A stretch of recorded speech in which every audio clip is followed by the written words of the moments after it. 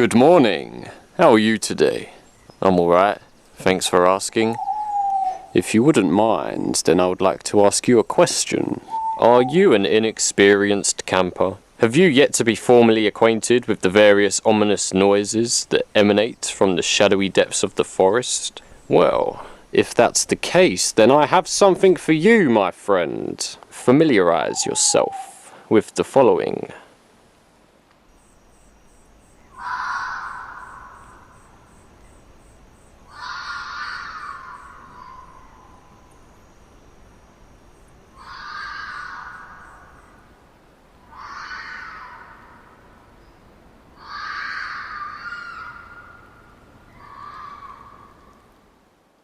My God, how ominous. This arouses much suspicion. What could it be? Were those the screams of a malevolent banshee, perhaps foreshadowing our imminent deaths? Were those the screams of an unfortunately hapless female getting brutally murdered to death? Oh my God, no! Calm yourself down, you big girl's blaz. I'll tell you what they are. Quell your panic. Calm yourself. Those were the screams of a vixen. A female fox. A fox, you say, senpai? Indeed, a fox. A simple, harmless fox. Calling out into the night. As horrific as those screeches are, they are a completely natural and harmless call of the wild. So you need not worry. It's just a vixen going about her business. Go back to sleep, Kohai. God, they didn't have to make a bloody racket though, didn't they?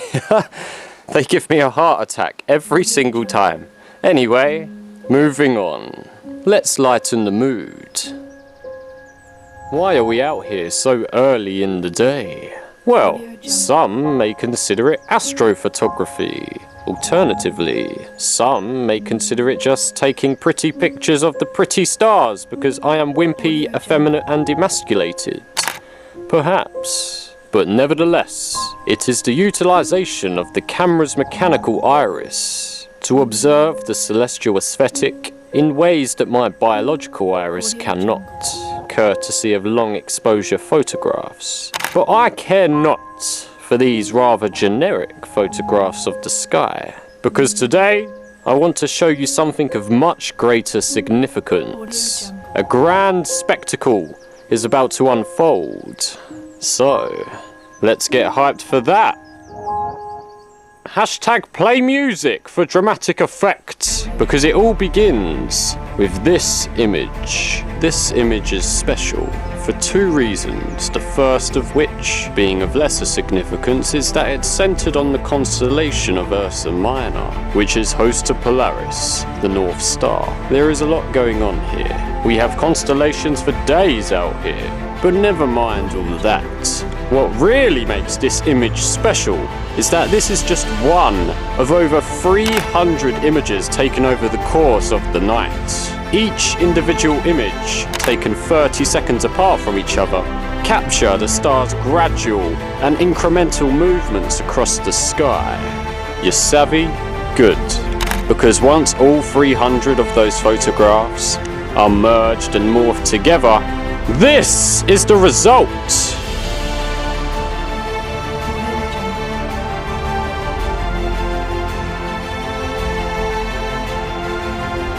Quite spectacular indeed. It's like peering into your ancestry. Because although those stars are distant and insentient, we both come from the same place. But let's not be a hippie about it. We must move on.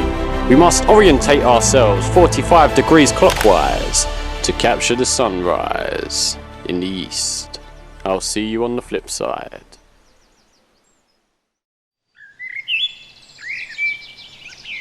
Good morning. Again? How are you today? I'm alright. Thanks for asking. I've set up a camera to record a time lapse. I want to capture the sun rising over the crest of a hill. We're gonna be here for a while. Gonna go urinate.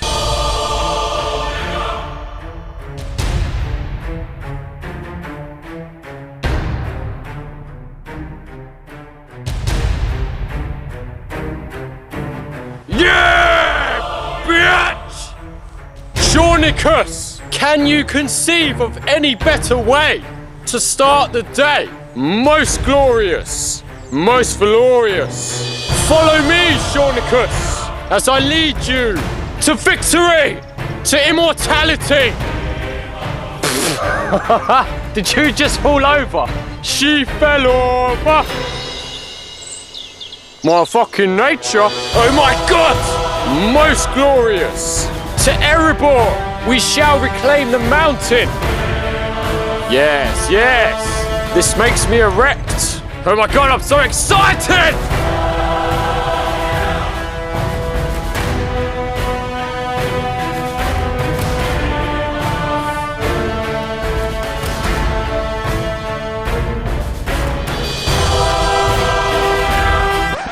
Okay, that's enough of that. Because we found something of interest. An incredibly valuable resource. Reeds, cattails, bulrush, bursting at the seams with their fluffy seed. This makes for a good tinder. One spark from a ferrocerium rod will combust the whole lot into flames. Brilliantly short-lived flames, but flames nonetheless. As quick as the heavens are to open, they are to close. Clouds approach, which could make for some interesting cloud arrangements. Perhaps this could be a good opportunity for a time-lapse to even more orchestral music. Or perhaps not, because I imagine the orchestral music is getting quite annoying.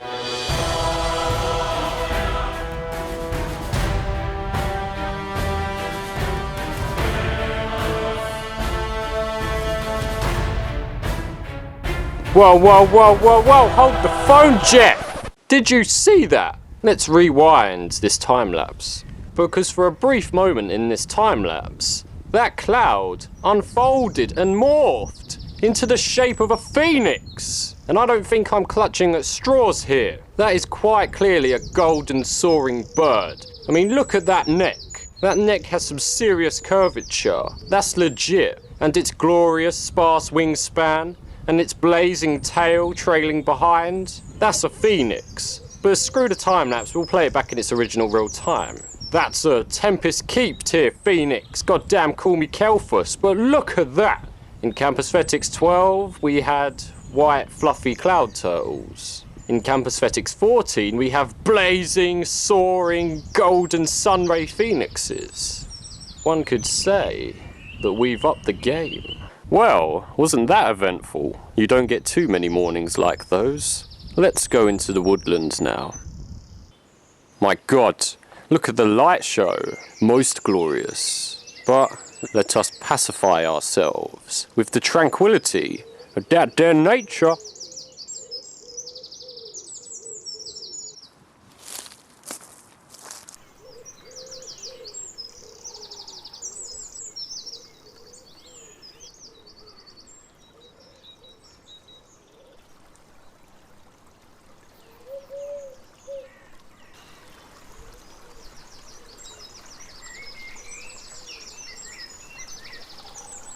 Here's the game plan. I'm on the lookout for a particular plant. A plant that possesses a multitude of practical value. Chances are that you will already be very familiar with this plant, but you may be unfamiliar with just how useful it really is. A plant that is ridiculously abundant, but on this day, I'm having difficulty locating it, which is always the way. Nevertheless, let's go for a wander.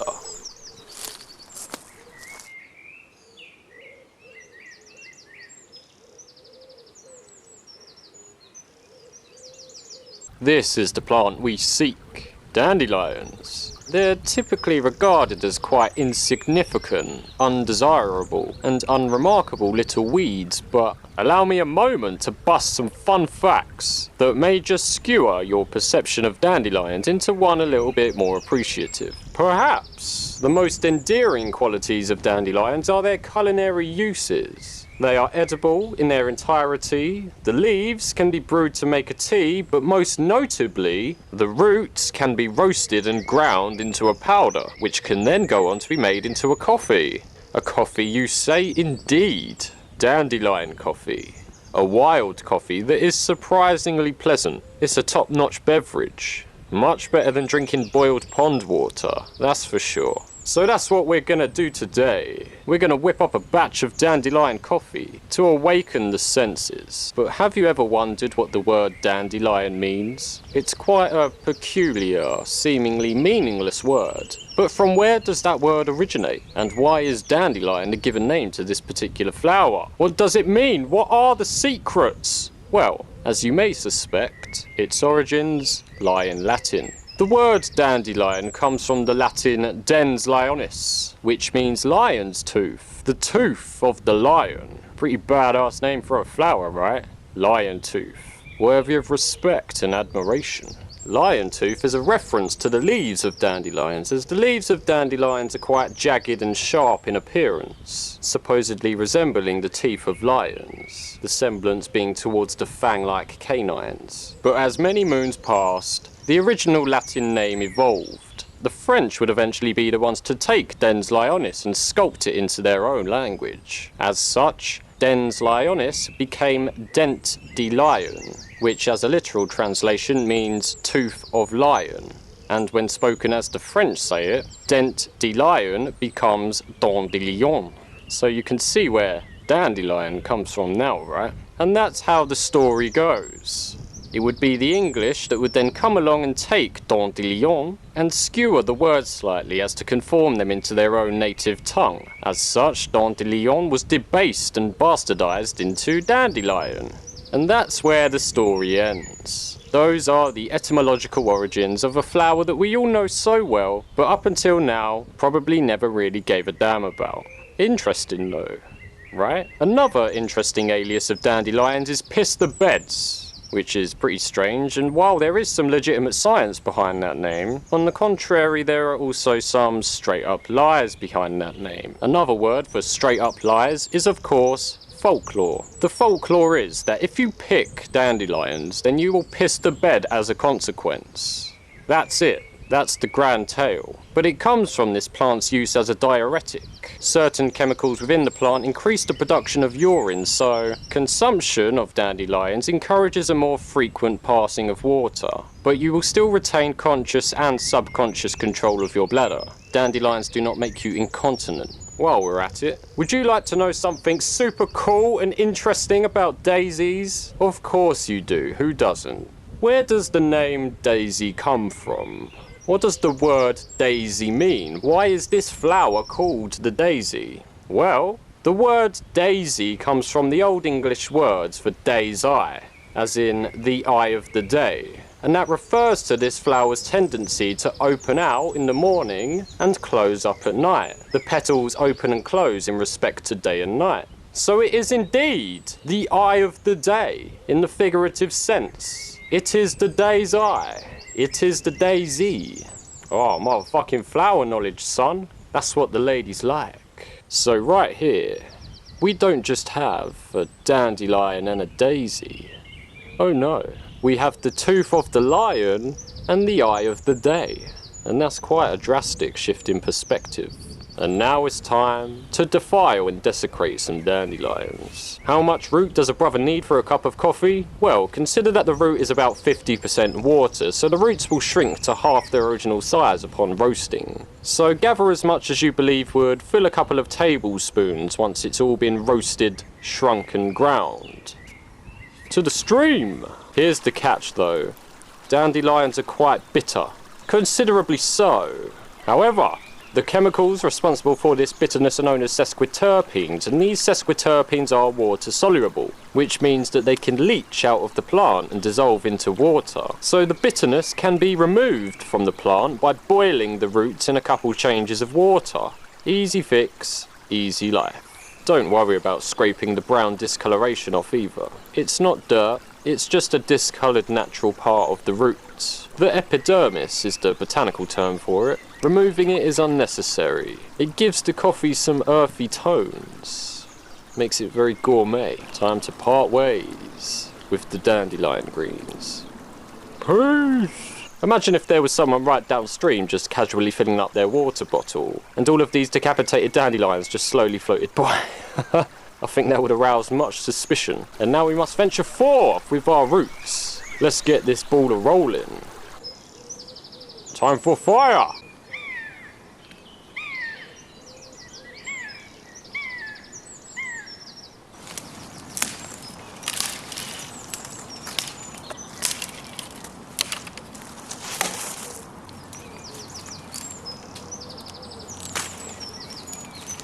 Oh, that birch though. We'll be having some of that, but although this birch tree is dead standing and absolutely no harm would come to it if I were to score it, scores within the bark of upright birch trees are pretty obvious to passers-by. I imagine those scores could serve as quite an abrupt and stark reminder that they are quite possibly not alone out here, which for those that value the solitude, I imagine could be very discouraging. So I'll source my birch from a more obscure location. Amongst the anemones, we have the obscure hipster birch bark.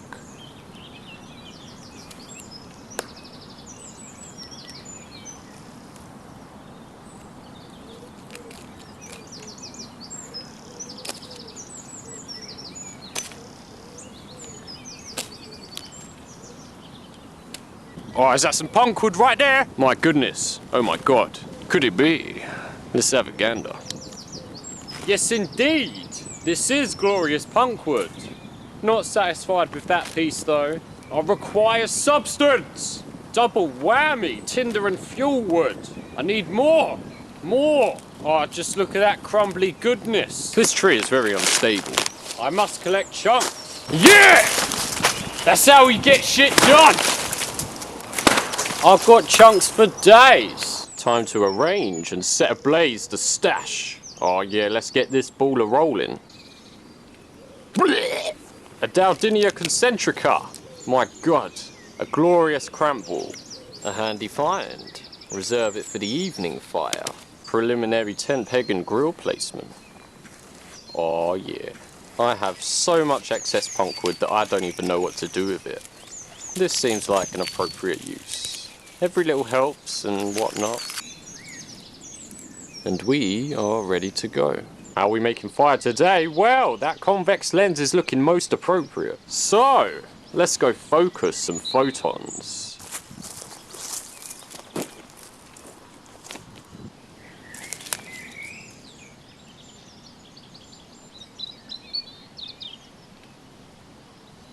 Here's the plan. Obtain a smouldering ember within the punkwood, and then continuously bellow that ember as a means of spreading it. And once that ember is large enough, upon continuous bellowing, that large smouldering ember should combust into flames.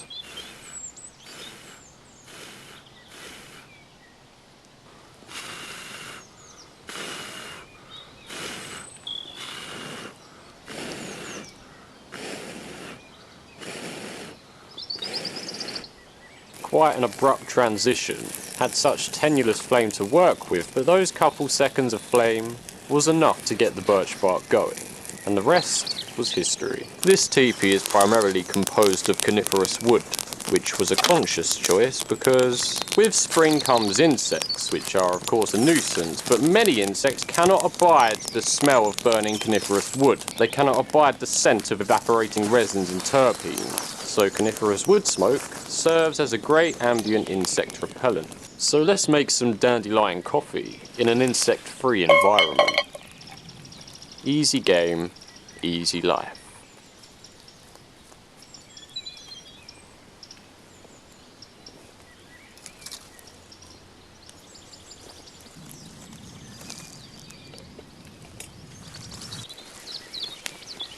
In the meantime, gonna go a bit feral and dig a pit. A pit that will be used to cover and conceal the extinguished remains of the fire once the deed is done. Since we're moving on after this task, we gotta play clean up.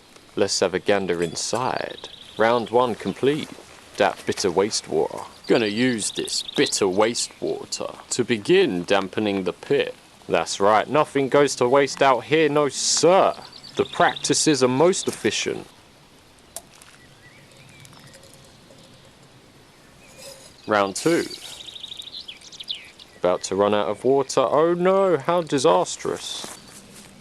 God damn. We've got pellucid sunshine, cool air, birds chirping, warmth from the fire, the smell of resinous wood smoke. That's quite a wholesome sensory overload. Extend this pit a bit. Upon reflection, I think I used my knife more as a digging tool than a cutting tool. The Doberman 6.5 entrenching tool. Next level plays.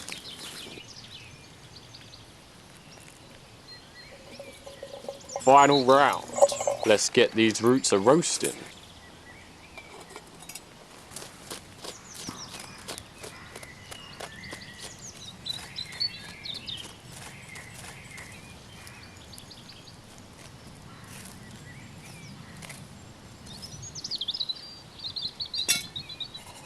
That's not the sound we want. I require rattle-tattle. I suppose the easiest way of telling whether you're close to being done or not is to consider this process analogous to charring. Those vaporous expulsions are water vapor from the dehydrating roots. So once the expulsions cease, then you're on the final stretch, anticipating a cloud of pent-up water vapor to burst out as I remove the lid. Oh, we Gucci out here. Nice weather though, right?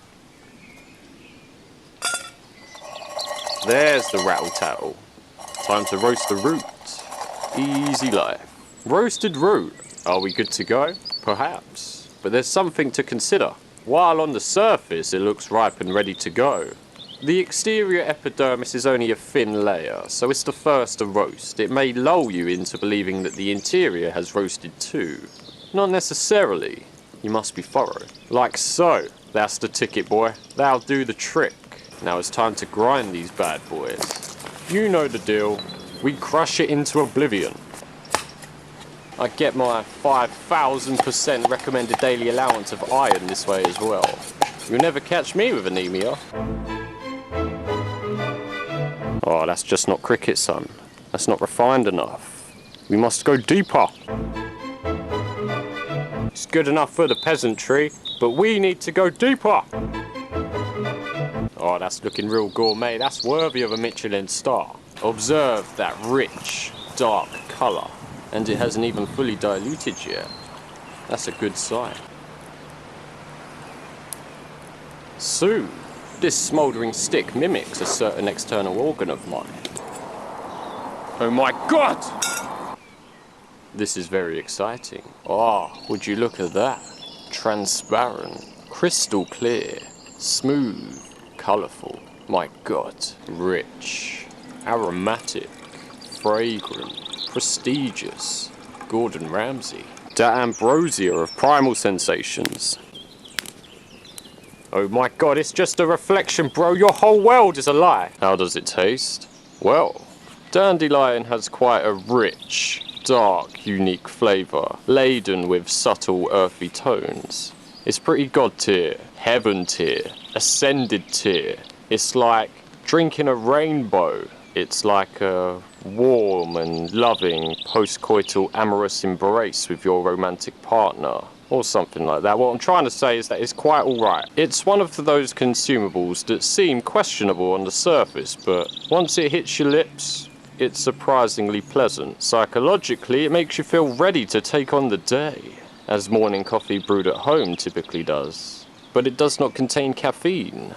It is a placebo, but a genuinely pleasant beverage to consume. Would recommend. Worth the trouble. I'd take this over sticky weed coffee any day, based on the taste alone. But it's considerably more time consuming to make in comparison to sticky weed coffee, which makes it a difficult trade-off. Taste versus time.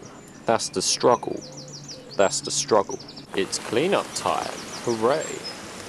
Clean up the place with a smile on my face. Henry the Hoover. Dampen that pit. Getting nice and wet. This isn't urine, by the way. It's water.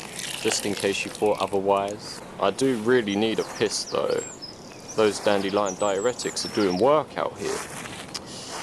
Pour a couple more pints of water over all this lot, and it'll be ready to bury. And we'll move along. Oh yeah, that's soggy. Extinguished. Time to bury.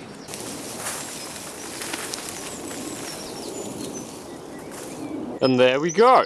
You'd never know I was here, right? No one would ever suspect a thing. No one will ever find the body. Well, that's a damn fine way to start the day. Oh, if only this was the start of the day. Our day began at 9 PM last night. So we've been awake for 14 hours thus far. Not complaining though. Hashtag worth it. But starting to feel the effects. Nevertheless, let's go for a wander. Oh, look at them pretty flowers. How nice. Yeah, that's right. You look at them pretty flowers. You look at them and admire. Oh, look at that one little droopy lesser celandine. He's like really sad and mopey because he's not getting any sunlight. But everyone else is. Most tragic.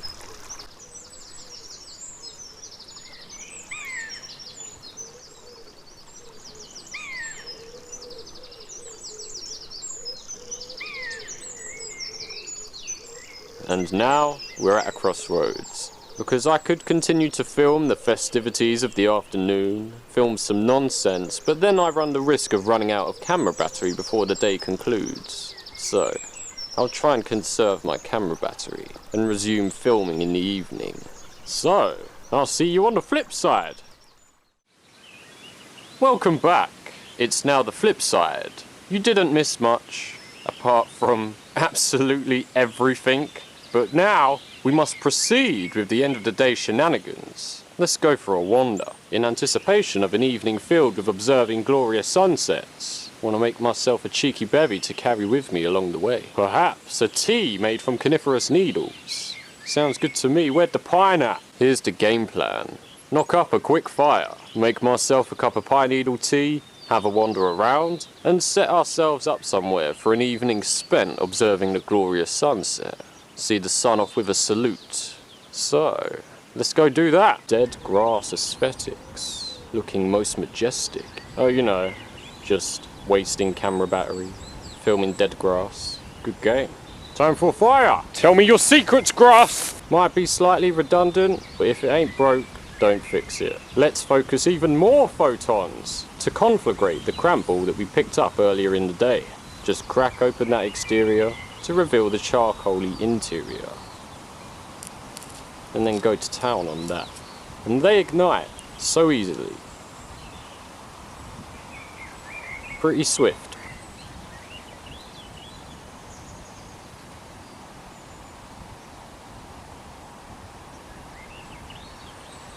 Oh yeah.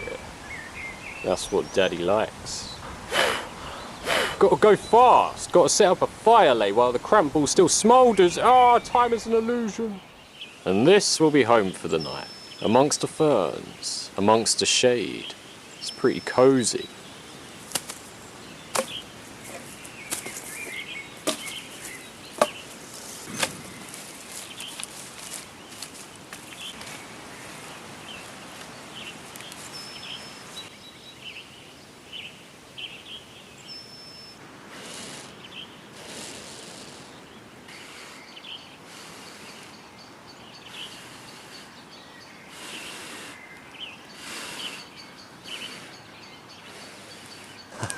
Would you believe me if I told you that I ran out of space on my memory card moments before the pivotal moment of combustion? Probably not. I understand. That's very suspect. But on my end, that's terribly inconvenient. Nonetheless, after a tactical memory card reload, we're back in the game. So, let's get culinary, son. What I'm about to do feels very wrong.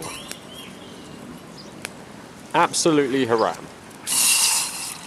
Don't you just love that sound? Makes me erect. Oh, whatever, it can stay wonky. Oh, we dingle dangling out here. Fresh. Fragrant. Marco Pierre White. Teabag these bad boys. Oh, that sudden surge of wind. Oh, that's a nice breeze. And we shall return to these embers later. Peace out, Girl Scout. You ready to end this video, boy? Murder charges when I cut this video. Time to unwind. It's chill time. The gods were smiling down upon me this day.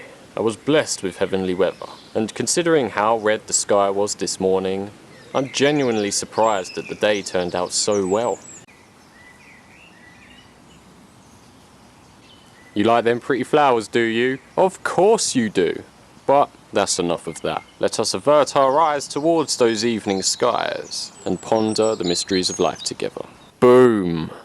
For a brief moment I was flaccid, but this view has fixed that. Things are throbbing and pulsating again. Most majestic, most glorious. Time-lapse time.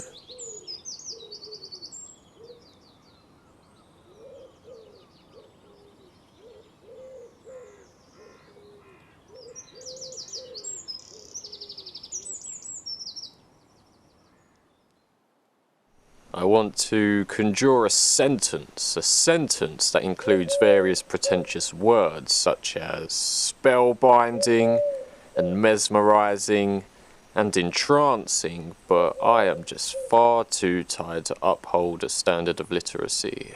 So yeah, adjectives. Adjectives for days. Quite the view. You know what's cool? Astrology, and I don't mean all the hocus pocus nonsense, but the concept of star signs. That's quite interesting. My star sign is the constellation of Leo, and I'm currently staring right at the constellation of Leo, feeling pretty chill about that. Also, Leo is a lion, which is super duper relevant as a vast portion of this video was spent dealing with dandelions. Lion's tooth. Everything ties together so nicely. Feeling satisfied. Feeling a sense of completion. A sense of closure. Anyway, where my fellow Leos at? Come represent. Absolute master race star sign out here. You gotta come represent. I grow tired. I grow weary. The eyelids are heavy. Feels like my eyelashes are made of lead. Let's just hope that our sleep isn't disturbed by the screams of raging vixens. And so ends the day. Or so begins a new day. The moon has risen. The earth has completed a full 360-degree rotation upon its axis. So, thanks for tagging along with me during yesterday's rotation. But now, it's time for us to part ways. So, it's been emotional. Thanks for watching. From yours truly. Peace!